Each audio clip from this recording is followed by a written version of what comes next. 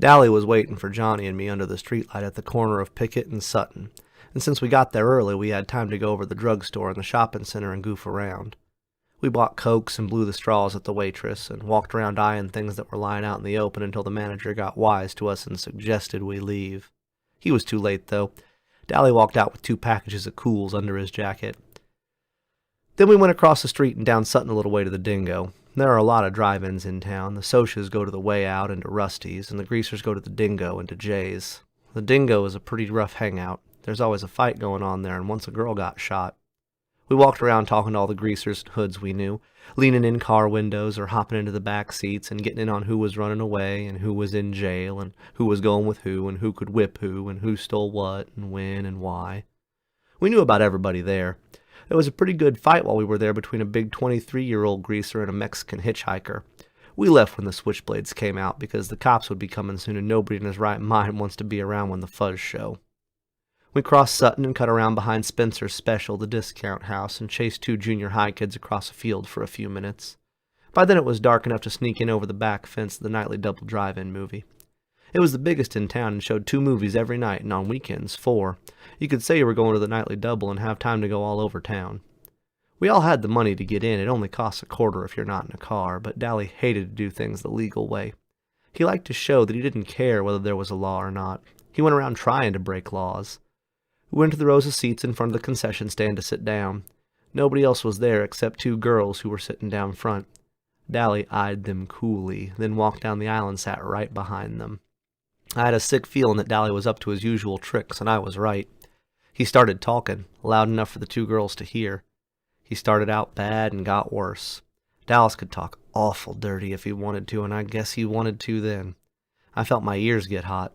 Two-Bit or Steve or even Soda would have gone right along with him just to see if they could embarrass the girls, but that kind of kicks just doesn't appeal to me. I sat there, struck dumb, and Johnny left hastily to get a Coke. I wouldn't have felt so embarrassed if they had been greasy girls. I might even have helped old Dallas, but those 2 girls weren't our kind.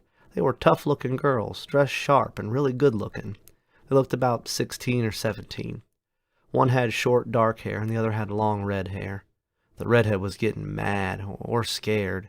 She sat up straight and she was chewing hard on her gum. The other one pretended not to hear Dally. Dally was getting impatient. He put his feet up on the back of the redhead's chair, winked at me, and beat his own record for saying something dirty. She turned around and gave him a cool stare. "Take your feet off my chair and shut your trap." Boy, she was good-looking. I'd seen her before. She was a cheerleader at our school. I'd always thought she was stuck up. Dally merely looked at her and kept his feet where they were. "Who's gonna make me?" The other one turned around and watched us. "That's the greaser that jockeys for the Slash J sometimes," she said, as if we couldn't hear her. I had heard the same tone a million times. Greaser, greaser, greaser. Oh yeah, I had heard that tone before too many times. What are they doing at a drive-in without a car, I thought, and Dallas said, "I know you 2. I've seen you around rodeos." "It's a shame you can't ride bull half as good as you can talk it," the redhead said coolly and turned back around. And that didn't bother Dally in the least. "You 2 barrel race, huh?" "You'd better leave us alone," the redhead said in a biting voice, "or I'll call the cops." "Oh my, Dally looked bored. "You've got me scared to death. You ought to see my records sometime, baby." He grinned slyly. "Guess what I've been in for." "Please leave us alone," she said. "Why don't you be nice and leave us alone?" Dally grinned roguishly. "I'm never nice. You want a Coke?" She was mad by then. "I wouldn't drink it if I was starving in the desert. Get lost, hood." Dally merely shrugged and strolled off. The girl looked at me. I was half scared of her. I'm half scared of all nice girls, especially Socias. "Are you going to start in on us?" I shook my head wide-eyed. "No." Suddenly she smiled. Gosh, she was pretty. "You don't look the type. What's your name?" I wish she hadn't asked me that. I hate to tell people my name for the first time. "Ponyboy Curtis." Then I waited for the "you're kidding" or "that's your real name" or one of the other remarks I usually get. Ponyboy's my real name, and personally I like it. The redhead just smiled. "That's an original and lovely name." "Well, my dad was an original person," I said. "I've got a brother named Soda Pop, and it says so on his birth certificate." My name's Sherry, but I'm called Cherry because of my hair. Cherry Valance. I know, I said. You're a cheerleader. We go to the same school. You don't look old enough to be going to high school, the dark-haired girl said. I'm not. I got put up a year in grade school. Cherry was looking at me. What's a nice, smart kid like you running around with trash like that for?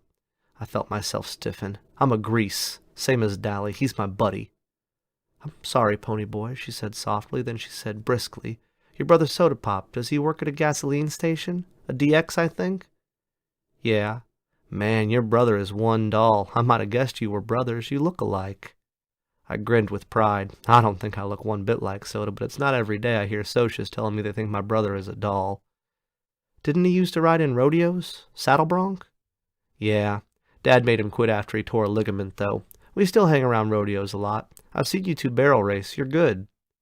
Thanks, Cherry said, and the other girl, who was named Marcia, said, How come we don't see your brother at school? He's not any older than 16 or 17, is he? I winced inside. I've told you I can't stand it that Soda dropped out. He's a dropout, I said roughly. Dropout made me think of some poor dumb-looking hoodlum wandering the streets breaking out streetlights.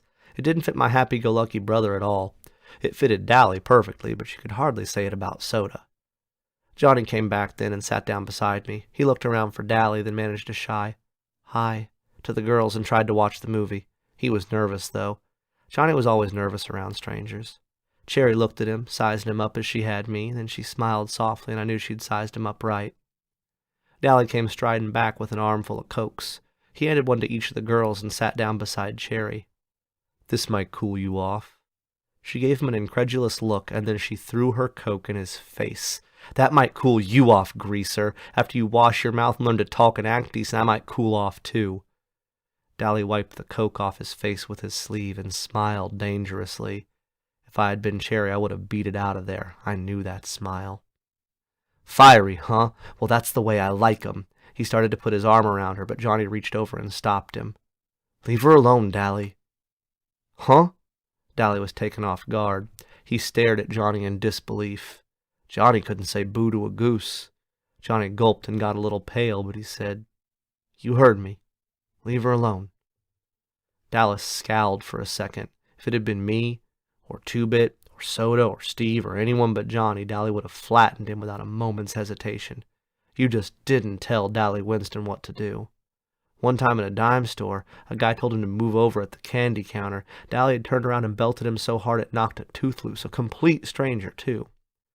But Johnny was the gang's pet, and Dally just couldn't hit him. He was Dally's pet, too.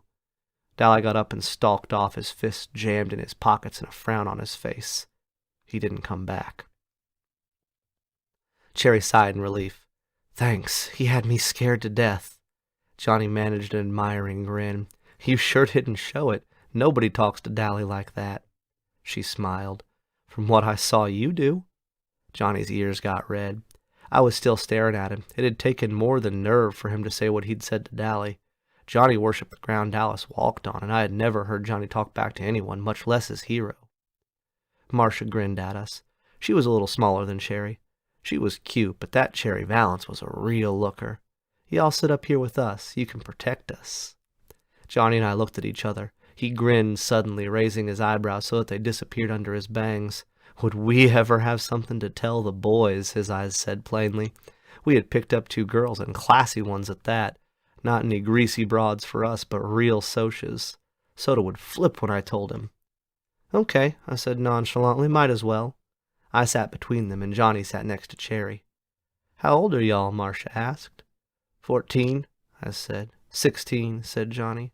That's funny, Marcia said. I thought you were both 16, Cherry finished for her. I was grateful. Johnny looked 14, and he knew it, and it bugged him something awful. Johnny grinned. How come y'all ain't scared of us like you were Dally? Cherry sighed. You two are too sweet to scare anyone. First of all, you didn't join in Dallas's dirty talk, and you made him leave us alone. And when we asked you to sit up here with us, you didn't act like it was an invitation to make out for the night. Besides that, I've heard about Dallas Winston, and he looked as hard as nails and twice as tough. And you two don't look mean. Sure, I said tiredly, we're young and innocent. No, Cherry said slowly, looking at me carefully, not innocent. You've seen too much to be innocent, just not dirty. Dally's okay, Johnny said defensively, and I nodded. You take up for your buddies no matter what they do. When you're a gang, you stick up for the members. If you don't stick up for 'em, stick together, make like brothers. It isn't a gang anymore. It's a pack. A snarling, distrustful, bickering pack like the Socias in their social clubs or the street gangs in New York or the wolves in the timber. He's tough, but he's a cool old guy. He'd leave you alone if he knew you, I said, and that was true. When Steve's cousin from Kansas came down, Dally was decent to her and watched his swearing. We all did around nice girls who were the cousinly type. I don't know how to explain it. We try to be nice to the girls we see once in a while, like cousins or the girls in class, but we still watch a nice girl go by on a street corner and say all kinds of lousy stuff about her. Don't ask me why. I don't know why. Well, Marcia said with finality, I'm glad he doesn't know us. I kind of admire him, Cherry said softly so only I heard, and then we settled down to watch the movie. Oh, yeah, we found out why they were without a car. They'd come with their boyfriends, but walked out on 'em when they found out the boys had brought some booze along. The boys had gotten angry and left. I don't care if they did, Cherry sounded annoyed. It's not my idea of a good time to sit in a drive-in and watch people get drunk. You could tell by the way she said it that her idea of a good time was probably high class, and probably expensive. They'd decided to stay and see the movie anyway. It was one of those beach party movies with no plot and no acting, but a lot of girls in bikinis and some swinging songs, so it was all right. We were all four sitting there in silence when suddenly a strong hand came down on Johnny's shoulder, another on mine, and a deep voice said, Okay, greasers, you've had it. I almost jumped out of my skin. It was like having someone leap out from behind a door and yell boo at you. I looked fearfully over my shoulder, and there was Two-Bit, grinning like a chessy cat. Glory, Two-Bit, scare us to death. He was good at voice imitations, and it sounded for all the world like a snarling Soch. Then I looked at Johnny. His eyes were shut, and he was white as a ghost. His breath was coming in smothered gasps. Two-Bit knew better than to scare Johnny like that. I guess he'd forgotten. He's kind of scatterbrained. Johnny opened his eyes and said weakly, Hey, Two-Bit. Two-Bit messed up his hair. Sorry, kid, he said. I forgot. He climbed over the chair and plopped down beside Marcia.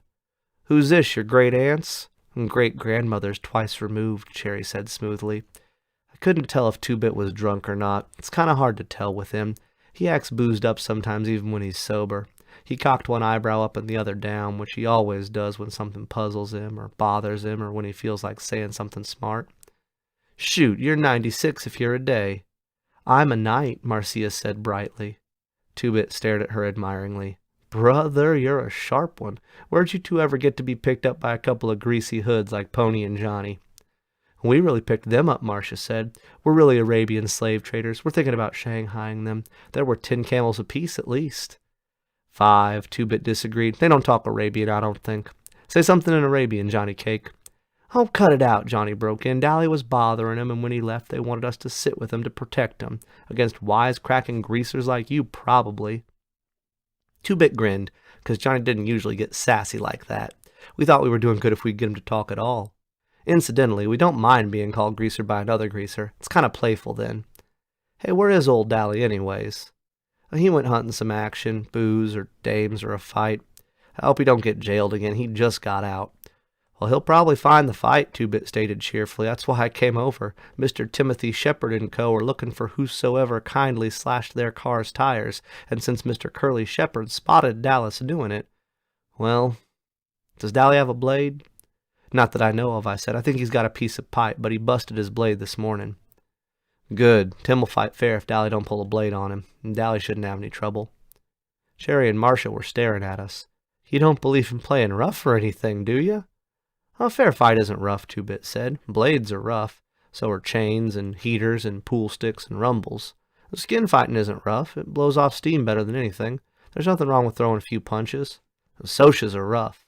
They gang up on one or two, or they rumble each other with their social clubs. Us greasers usually stick together, but when we do fight among ourselves, it's a fair fight between two. And Dally deserves whatever he gets, 'cause slashed tires ain't no joke when you gotta work to pay for 'em. He got spotted, too, and that was his fault. Our one rule besides stick together is don't get caught. He might get beat up, he might not. Either way, there's not going to be any blood feud between our outfit and Shepard's. If we needed him tomorrow, they'd show. If Tim beats Dally's head in and then tomorrow asks us for help in a rumble, we'll show. Dally was getting kicks. He got caught. He pays up. No sweat. Yeah, boy, Cherry said sarcastically. Real simple. Sure, Marcia said, unconcerned. If he gets killed or something, you just bury him. No sweat.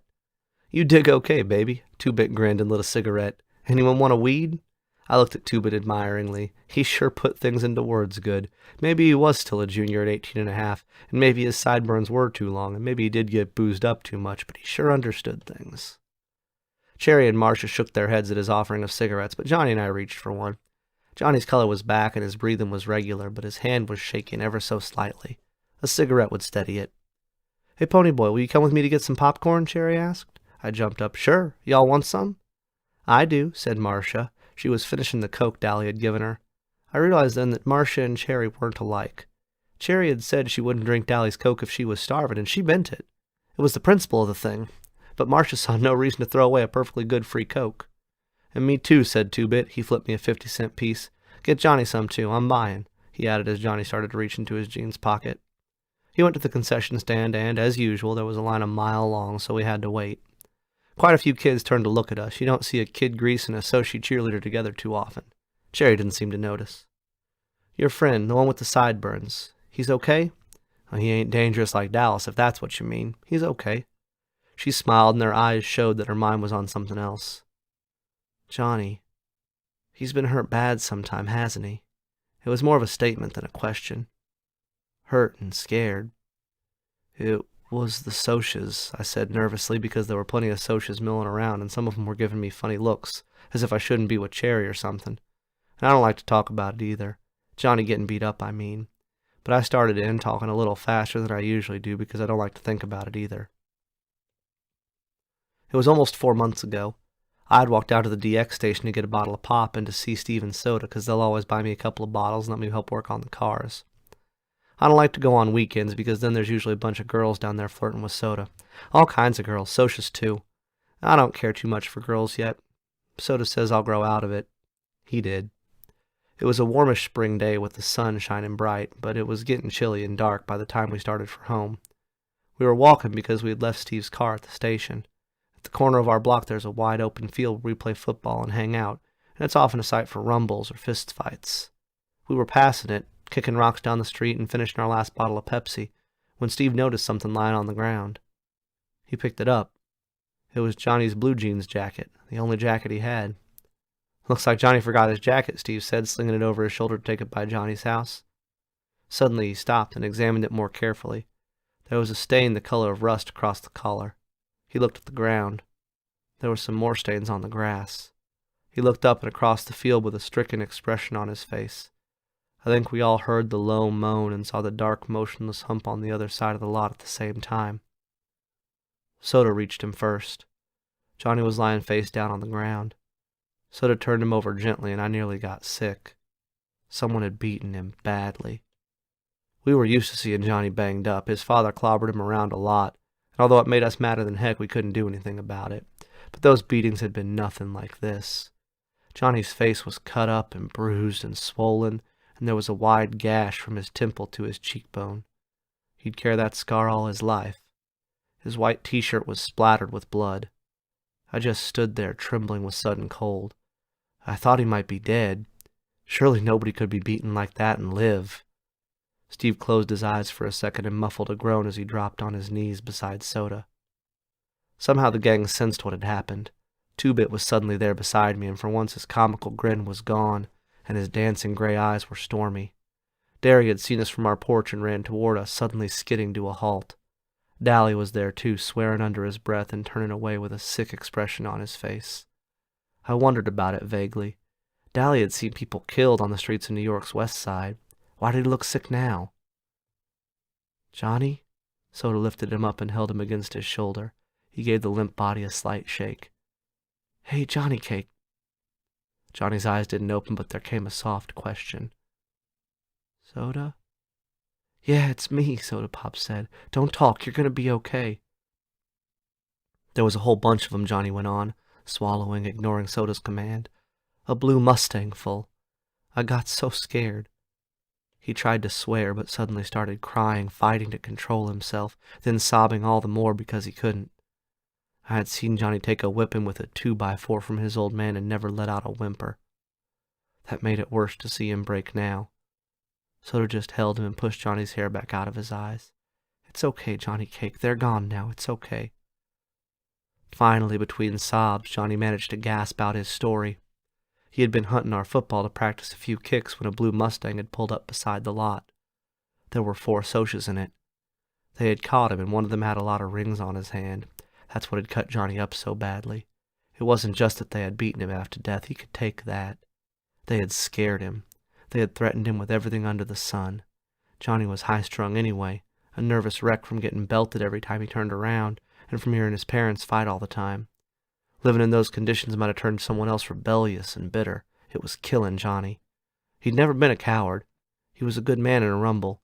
He stuck up for the gang and kept his mouth shut good around cops. But after the night of the beating, Johnny was jumpier than ever. I didn't think he'd ever get over it. Johnny never walked by himself after that. And Johnny, who was the most law-abiding of us, now carried in his back pocket a 6-inch switchblade. He'd use it, too, if he ever got jumped again. They had scared him that much. He would kill the next person who jumped him. Nobody was ever going to beat him like that again. Not over his dead body. I had nearly forgotten that Cherry was listening to me, but when I came back to reality and looked at her, I was startled to find her as white as a sheet. "All Socs aren't like that," she said. "You have to believe me, Ponyboy, not all of us are like that." "Sure," I said. "That's like saying all you greasers are like Dallas Winston. I'll bet he's jumped a few people." I digested that. It was true. Dally had jumped people. He'd told us stories about muggings in New York that made the hair on the back of my neck stand up. But not all of us were that bad. And Cherry no longer looked sick, only sad. I'll bet you think the Socs have it made. The rich kids, the West Side Socs. I'll tell you something, Ponyboy, and it may come as a surprise. We have troubles you've never even heard of. You want to know something? She looked me straight in the eye. Things are rough all over. I believe you, I said. We'd better get back out there with the popcorn or Two-Bit'll think I ran off with his money. We went back and watched the movie through again. Marcia and Two-Bit were hitting it off fine. Both had the same scatterbrained sense of humor. But Cherry and Johnny and I just sat there looking at the movie and not talking. I quit worrying about everything and thought about how nice it was to sit with a girl without having to listen to her swear or to beat her off with a club. I knew Johnny liked it too. He didn't talk to girls much. Once, while Dallas was in reform school, Sylvia had started hanging on to Johnny and sweet-talking him, and Steve got hold of her and told her if she tried any of her tricks with Johnny, he'd personally beat the tar out of her. Then he gave Johnny a lecture on girls and how a sneaking little broad like Sylvia would get him into a lot of trouble. As a result, Johnny never spoke to girls much, but whether that was because he was scared of Steve or because he was shy, I couldn't tell.